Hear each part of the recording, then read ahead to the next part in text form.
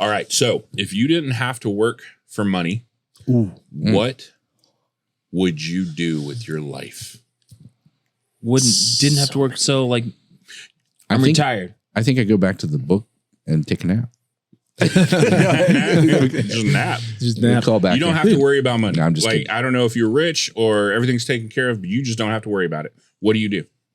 And there's so many things. Like there's not a single thing that I would do because at heart, I like to dabble in all things. Like I have so many interests. And so anything and everything that I'm interested in, whether it be video games, board games, videography, photography, woodworking, like I would do all of that.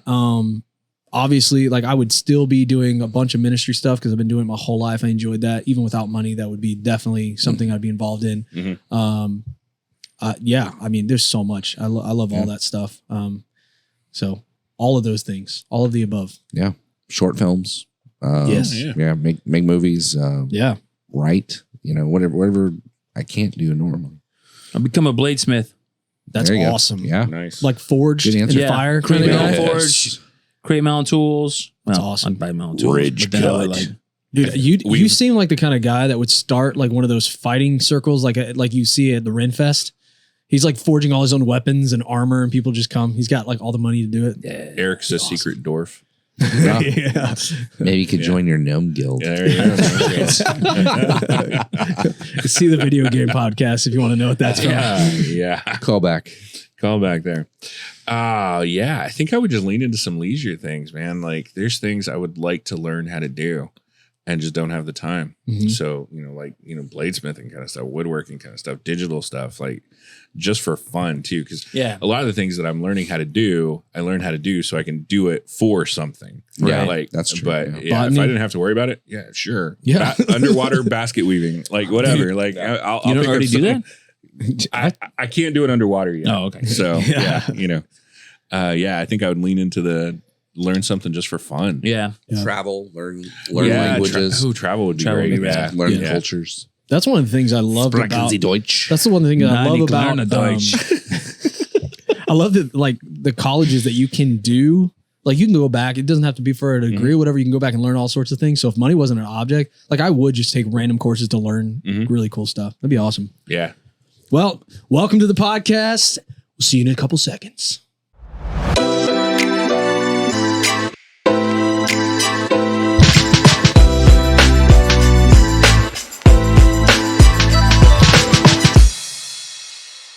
All right. Well, what if you won the lottery? Ooh, Yes, we all know you actually have to play to win. But what if you won? How would it change you? That's what we're talking about today. Oh, man. Right. So let's get to the big question first. Let's say this is a huge lottery, right? Okay, like we're like Powerball. What's our number? Powerball. Let's say, I don't know. 500 million. 500 million. 500 million. Take home. $500 billion. Wow. $500 million. That's the take home? That's the take home.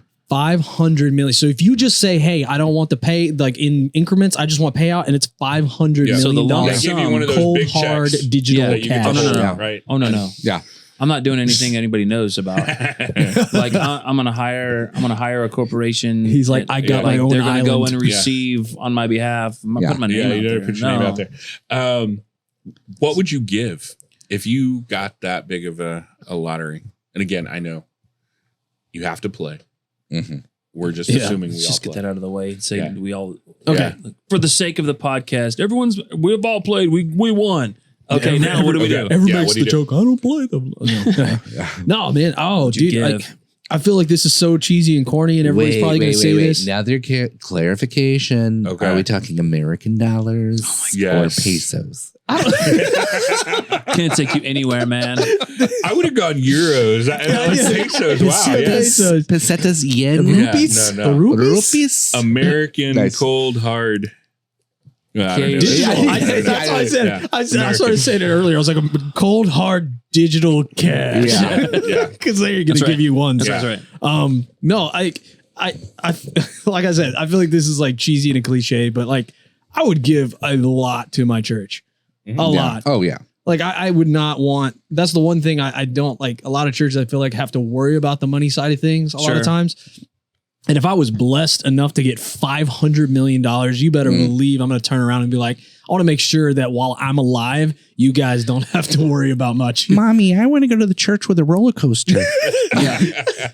Well, it's interesting that you say that. I was talking to a pastor friend of mine, and I said, man, what would, and we were heard about a church where a lady had passed away, and they gave like $2 million to this church. And this church was like, they didn't know what to do. It just wrecked this church because people typically, when you give at church, you give out of need or you give out of an act of worship, which is like, man, this is not mine. I'm giving it back, whatever. Yeah. You have to come to grips with where you stand on that. And a lot of times people give out of need. So what happened in this particular church is all the needs were met. Yeah. So no one gave anything. Like giving just plummeted. Wow. And it's not about business and you better give, it is an act of worship. And so I asked him, I said, if someone in your church passed away and gave y'all $2 million, what would you do? He said, man, I'd start a $3 million billing program. Yeah. It's sad to think about, but it's interesting. Yeah. So I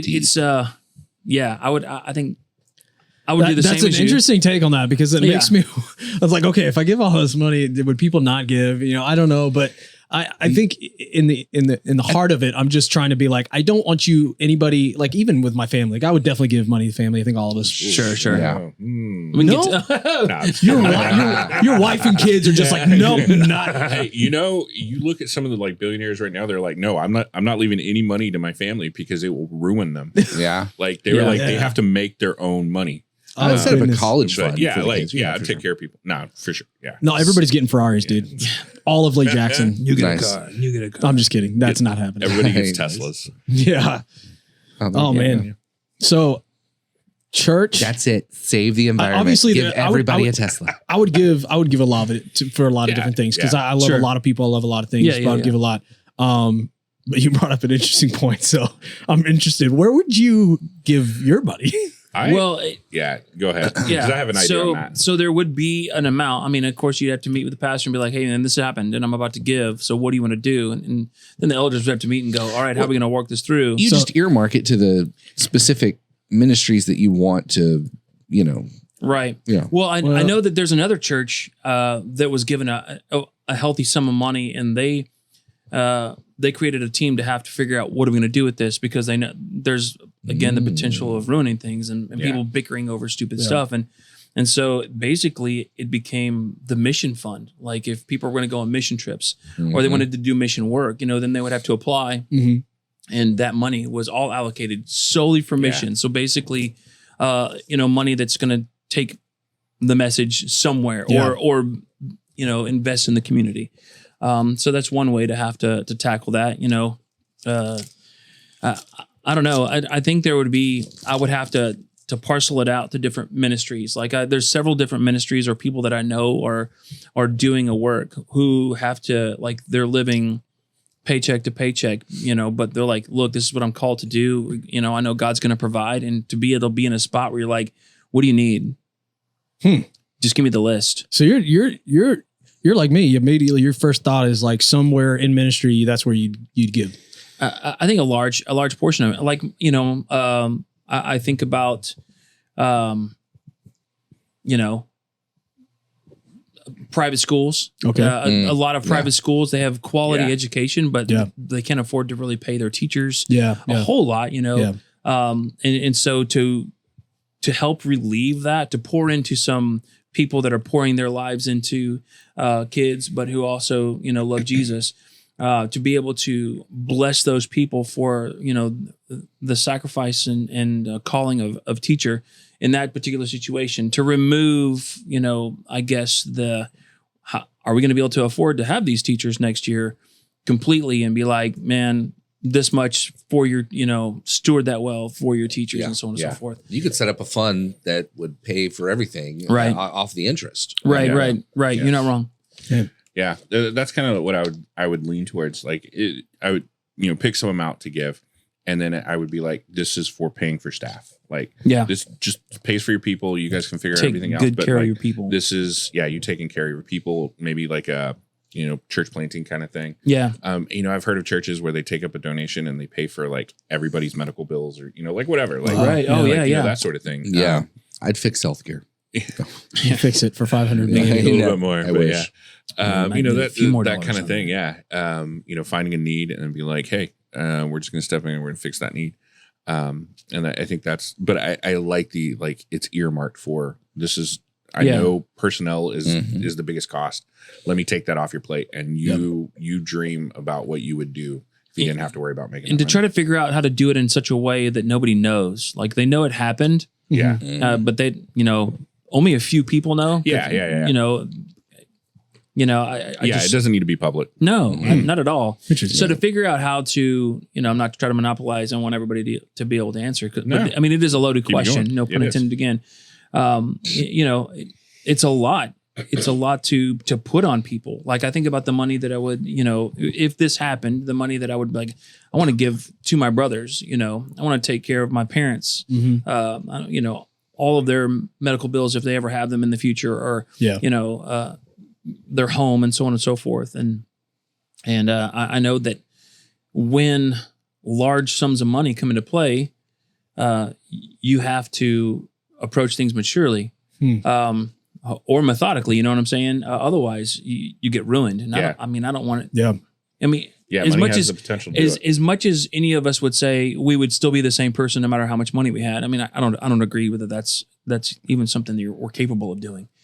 I think we can have character. Yeah. I know some people that are like they're just stupid rich, but you can't tell. Yeah. The kind of people they are. They're giving. They're just. I guess for lack of better words, act normal. They don't act like, you want a jet? I got a jet for you. Yeah. They're still driving their Corolla. Yeah. Yep. So, there's elements about that. I'd love to be able to think that, that all financial needs would be met. And then we could go out of our way to bless other people and think that it wouldn't change, who we are. Because, to be honest, whenever money is an issue, it's one of those things that push us or pull us, whatever we're doing to use there, towards reliance on God's provision, right? Mm-hmm. Yeah. When all that is removed, it changes that aspect of our faith walk. I think it's like, all right, Lord, this if our heart's right, that it's like this still isn't mine. What do you want me to do with it? Yeah. Not to get uber spiritual with it, but yeah. But that's something we would have to navigate, right? Yeah. Go ahead. You had quoted somebody sometime, but it was, money's a great tool. Yeah. But a horrible master. Yeah. Right? Yeah. And I just had lunch with Pastor Brian the other day. Yeah. Our pastor at Hope Fellowship. Nice little shout out there. Come on. But anyway, he said that, if you had a ton of money, we were talking about money. I don't know how it came up, but he was like, man, if I had that much money. Oh, it was because I knew somebody who, when we interviewed somebody on our podcast who knew Rain Johnson, who was the director of Knives Out and ruined the Star Wars franchise with Last Jedi. Yeah. But anyway, facts. Yeah, no Facts. doubt. It's true. Anyway, but he got $500 million for selling the the Knives Out franchise to Netflix. $500 million. And so we're talking about that amount of money. Yeah, and, we are. Yeah. And Goodness. Pastor Brian was like, well, I wouldn't want that because it would ruin you. It'd corrupt you. And I was like, I don't necessarily agree with that. And he was like, what, you don't think money corrupts you? I was like, no, I think the love of money corrupts you. There you go. Yeah. And I said, money's a tool. And whatever happens when you have that much money, it's going to show who you really are. Oh, that's a great point. Well, and the cool thing that's how I about look at it. The cool thing about that is the way people answer, that they're aware of their own struggles. Oh, yeah. Right. Mm-hmm. So like some people would be like, yeah, I wouldn't want to touch that because they already know themselves. Like they already know that, hey, that would be a temptation for me to put that money ahead of other things in my life. It sounds like you're calling out Pastor Brian. He's going to get called into the office on Tuesday. Oh God, I'm gonna get fired. No, I'm gonna get fired. No, You need to win the lottery. I literally work with the guy every day, and that's not Not at all. No. But like, I think your approach of it, like the idea of the master, are you a master over the money or is the master or the money master over you? Is that aspect of like, okay, am I going to use it for the good of others? Because that's really what it's there for. I mean, you can get your own basic needs, but like there's no greater thing than for you to sacrifice, to give, like that. It's an amazing thing to do. Anybody who's truly given out of the abundance of their heart and knows what it feels like and see the richness of that. And it doesn't matter if you are a believer or whatever, it just in general in life, when you give freely from yourself to someone, it's amazing. And I think tis better. Yeah, it's awesome. And I think that's that aspect of money. Like when you come into that, get your mindset and your heart right to be like, look, this is going to be a tool to give back to the world. Like in some way, I'm going to do something good with it, while also being able to balance the healthy thing of like, hey, I just came in this money. I'm going to do some things for me and my family that I've never gotten to do. I'm buying hair. Yeah. Enjoy it. Sorry. He's not just a client. Wow. He's also the president. Yeah. That's amazing. Sorry. It's interesting. I think that if we really are all real honest, like it's like, I'm going to be buying some stuff, but what would you buy? Yeah. What would you keep? So what would you keep? What would you keep from what you, I think it's an interesting question. What would you keep? Dude, would you keep your house? Would you keep the car, or would you get rid of it? That's an interesting perspective, because I was thinking of the dollar amount versus the stuff. Oh, of how much you would keep? Yeah, I think either. That's an interesting way to think of it too. Yeah, I didn't. Well, two different perspectives. So I think you brought up something earlier. Like you got to be careful with the things you keep. Like my wife and I had talked about this. I don't remember, there was a huge lottery a while back. I'd keep my wife. Well, yeah, definitely. I'm keeping my wife if I make that much money. That's one of those things, right? No, that's great. That should be a given. But we're like, okay, like if we won that much money, what would we do? What would we keep? And would we keep this house and then just like buy the block and then like, there you go. Like you people can come like move in next to us, like family, whatever. Just put a pool in like the Every the kid gets a backyard, and we're house. all connected. You get a house. But like you brought up, you don't want people to know, because I remember. So the very first lottery in Texas, I was in junior high. I think that's when it was, when we had like a first legal lottery. Yeah. And it was $1 million. It was $1 million. That was it. Yeah. The woman that won was in the town that I was in. Really? Abilene, Texas. Wow. She was in Abilene, Texas. Within a year, her life was ruined, and it was $1 million. Wow. Like today, like that, I mean, that would change my life, $1 million. Sure. But like today, doesn't seem like there's anything, but it's not a lot. She got all kinds of lawsuits against her. Like people were like, because it was so public that she now had this money because she's the first winner. Yeah. And then since then, more problems, right? Most people that have gotten those kinds of lottery, like they stay anonymous. They don't want anybody to know. Right. Yeah. And I will point out that it actually depends on what state you live in. True. Yeah. Sometimes there's laws that you have to divulge that information. You can't keep it anonymous. I think the state of Texas, you can be anonymous. So for me to clarity, I would keep my wife. Yeah. Glad to hear it. I would probably get rid of the dog and maybe a new pet. Sorry, kids. They know. Okay.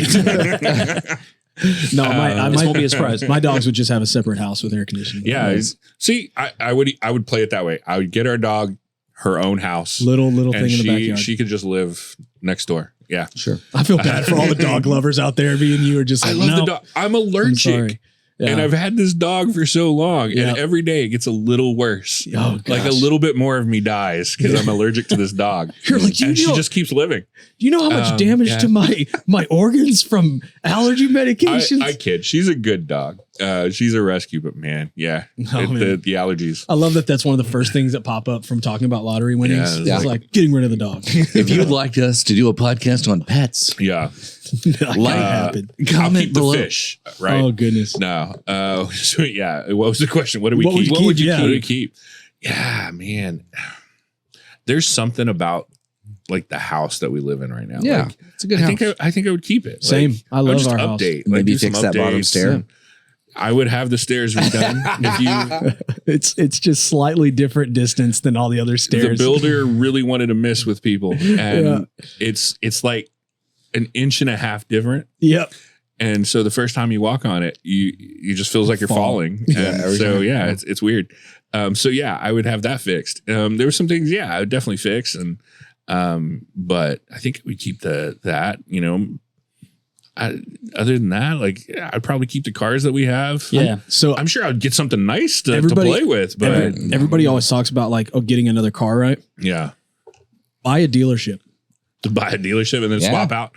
Yeah. You never have to buy a car again because you Like what I've talked to, most owners just legally, they can just get a new one. They have license plates, they run it, and they never buy a car because they always have them. Yeah, there we go.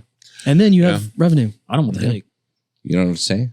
I don't want that headache. So you just own it. Somebody else runs it. So answer that question the way that you were like, what would you keep? How much money? How much money I would keep? Versus how much you give away.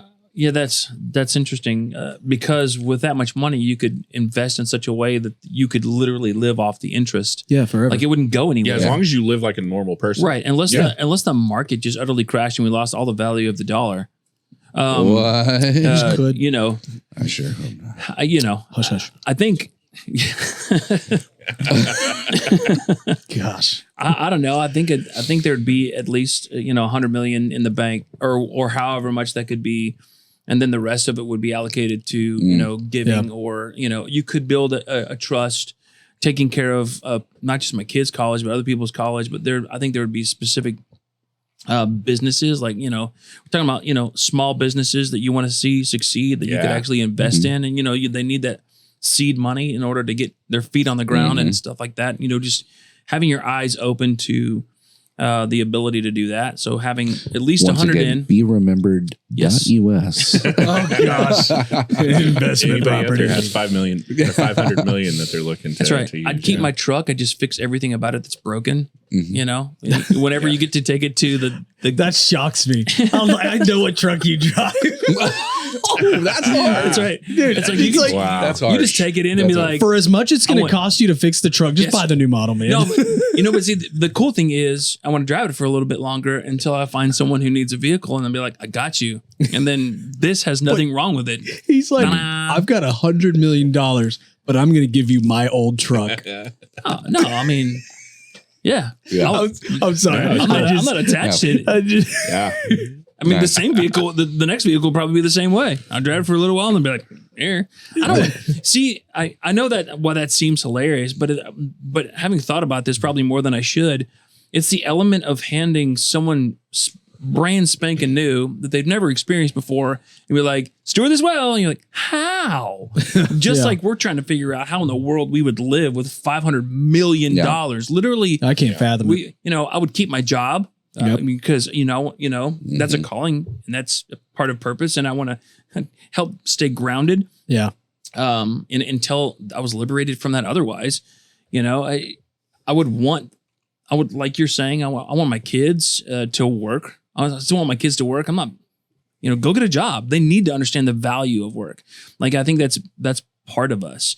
Like there's something deep down inside that whenever we work, whenever we go out and earn, like there's some validation there. You feel like, oh man, I've done that. There's purpose there, and it drives us. There's work before the fall. Like it's a good thing. Exactly. Right. Yeah. That's a great point. Yeah, work is good. So I don't know. I wouldn't walk. It's silly that I've got all this money, but I'm going to give you a used vehicle.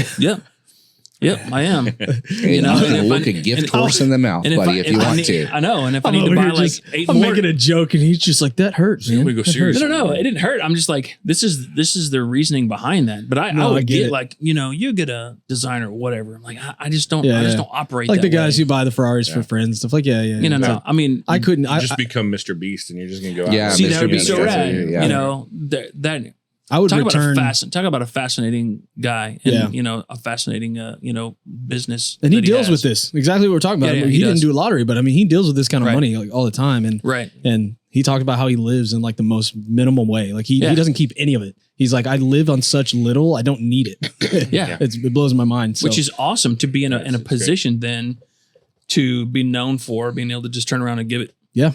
I don't know what he has to deal with on the day-to-day basis as far as people asking him for money, which, if you look, I mean, there's been shows that have been done like on History Channel or whatever, like all the people that won the lottery are now, in debt as much as they won. I do know that he says he works 16-hour days.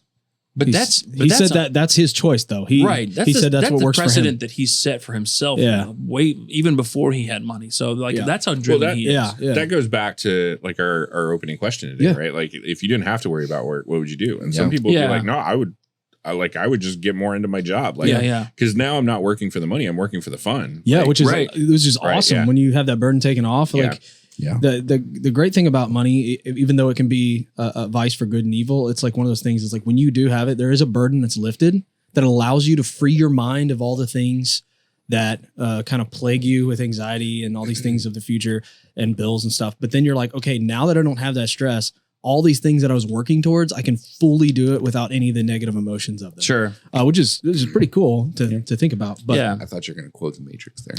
Well, free your mind. Okay. Which And is for those of you who are out there listening right now, that are like, no, money is the root of all evil. The root of all evil. Can't even speak. Love.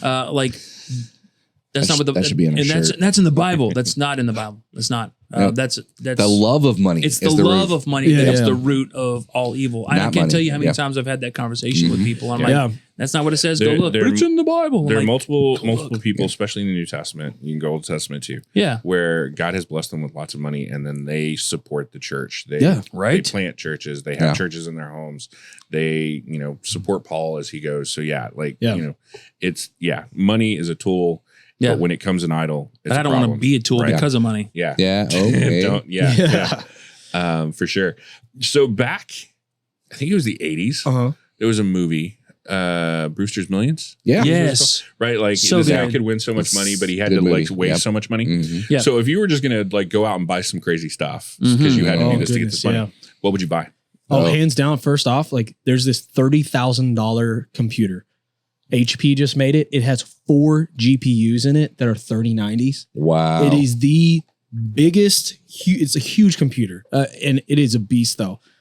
I love video editing and stuff. And one of the worst things about it is exporting and initializing and rendering, all that. It sucks when you don't have a great computer. I'm working with a single 2070 Ti right now. 100 megabytes per second. Have you looked into Render Cloud? You do it all online? Like they render for you and drop it back down? I have not looked at it. The whole side thing, sorry. $30,000 computer for that. And now that's just what I know now. There's other stuff out there that if I had the money, I would do it. Not because I just love the computer or whatever. It's like I value time. Mm-hmm. And if I can get a render done like that and edit more videos, more content, whatever I'm doing, graphics, all that, I would love that. Not to mention on the side, you're playing video games on the thing. He's going to play Minesweeper. Oh my gosh! All that biggest field of Minesweeper ever created. Yeah, 100%. And then of course you'd have to go with some crazy monitor. I know LG came out with this. It looks like a monolith. I mean, the thing is huge and it's curved and it rotates on different ways, and it can do all these separate screens, and it's in 8K. It has its own cooling system, and the mount is solid steel. It is one of the craziest, coolest monitors for gaming out there. So I know that sounds super nerdy. My eyes just thinking about it. It sounds super nerdy to get, but that's my selfish. I would want that. So bright, so shiny, so chrome. I'm torn between two things. No joke, because I've thought about this. I want to buy a ranch. Potentially, or a really nice beach house, and I want to load it up, stock it up, because I know so many ministers who they live on simple means because I can never take a vacation. Exactly, and I want to be able to. I want to be able to be like, so you haven't been on a vacation or haven't been on a honeymoon, all expenses paid. Stock your fridge, have a cook there for you, whatever. I want to fly you or drive you, so if you're just like, I just need some time away with my wife, or I just need some time away with my kids, I'm like, here's a place where you can go where you don't have to worry about anything, and it's super nice. That is super cool. I would love to do that, and to, I guess, to go with that, I've thought how rad it would be, because I don't want to own my own plane, but to have a plane and a pilot on retainer. So anytime I want to be like, hey, I'd like to go. I want to go get a Chicago pizza. Exactly, in Chicago, and on a private jet, that flight's pretty quick. You can invest in the guy who's developing the battery powered drone flyers. Those. I thought you were about to say battery powered airplane. I'm like, no, thank you. No. I want them to make it to the location. Yeah, he's designing these things for people to own, and they would be parked in your driveway, and they could just lift straight vertical off and then run on. So I'm going to vent a little bit on that. Yeah, I do.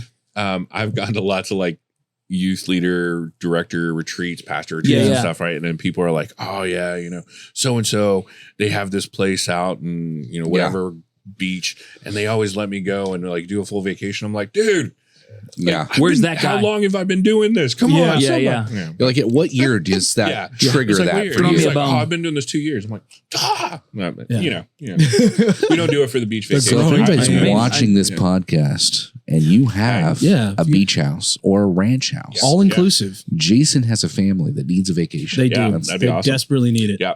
I know. I work with him. Gosh. work hard. Craziest thing I would buy. I think I would buy like a restaurant. Ooh. I don't want to be like in the thing, like making stuff or whatever, but I would love to have a local place where I could just go, like people know me. And again, the restaurant doesn't really have to worry about like pulling in a certain amount of money to stay open, right? Like, because you're backing it. Just backing it. Mm-hmm. And I don't know. I just think that would be awesome. Like being connected to the community that you're in, giving them a place to connect. Yeah. Great food. Yeah. And then like, you don't have to worry about the, we're going to have to change this and do this. And we can't have the right workers. And, I think that would be, that is cool because you get to take everything you love about restaurants and the things you would love to see in them and the atmosphere and the experience you want to have. Mm-hmm. And because you have the money to do it, you can make it exactly the way you want to do it and take care of your employees, which would be super awesome. Yeah. That's what I would do. That's cool. Okay. What about you, Lee? I'm very curious. So I have a ton of business ideas. So I definitely like the restaurant idea. The ranch idea, but I'd take it. I'm extra, so I'd be extra with it, and I'd go buy an island. Oh, okay. And have an island that's a resort that can, sustain itself, has its own electricity, water, all that jazz, and just have that island that is just a refuge, if you will. Nice. And call it Refuge Island. Oh, there you go. It would not be like the Epstein Island. It would be the opposite of that. Nope. It would be a place where people would be able to come and just experience peace and tranquility and the presence of God and just rest and be restored and go back into the world, but just a place where refuel and refuge. Anyway. Curious. How do people get there? We would have, my like private plane that's on retainer. Plane. Yeah, his plane or the drones. That's cool. But I would also like to buy a yacht. Yeah, that's what I was thinking. Boat. A giant yacht is a part of the experience. Getting to sail to the island and get hampered on board and everything. There's a yacht. I saw it a few years ago, and it had a submarine built into it. Oh my gosh! And so you have a submarine take them down and anything. That is so cool. That 007 feel cool. that. Well, it's Captain Nemo. At 20,000 Leagues Under the Sea. Oh my god! I remember when it was again that huge lottery that was like a year ago or whatever. Yeah. I remember people advertising there's an island that you could buy. It was like 30 million or something. Yeah. They're not too much. Yeah, it's not too bad. 10%, less than 10%. Yeah. When you're talking about like down here an acre, like 1 acre is $30,000 in our area. Yeah. 30 million is not bad for an entire island. Yeah, for sure. As long as it doesn't have a volcano on it. I guess the question is for your island when you're buying it, is it in international waters? Like where's it at? Is it yours? Like that nobody can govern you? Like that would even be better. Dude. I'm cool with that. That'd be crazy. Man. Anyway. We've been talking about the money thing. I don't know where you stand, viewers, if you're listening. What do you think? What would you do with the money? You can always let us know in the comments. Do you think you just avoid the money altogether? Would you give it all away? Would you keep all of it? How would you deal with it? I know you heard our points of view. Did we say something you didn't like? What about, did we say something you love? Let us know in the comments, and we hope to see you back for another 4THOUGHT podcast. Peace out.